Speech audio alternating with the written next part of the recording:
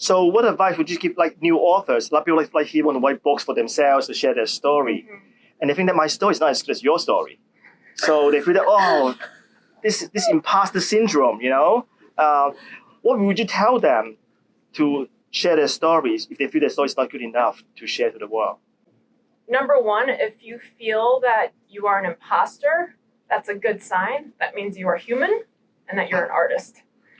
And secondly, if you feel that your story might not be worth telling, that means your story is not out there in the world, right? If every story out there was like yours, then maybe your story wouldn't be so interesting. But the fact that people might think, well, my story is not as good as that story, and I'm seeing that one out there, that is singular proof that your story needs to be told because it has not yet been told.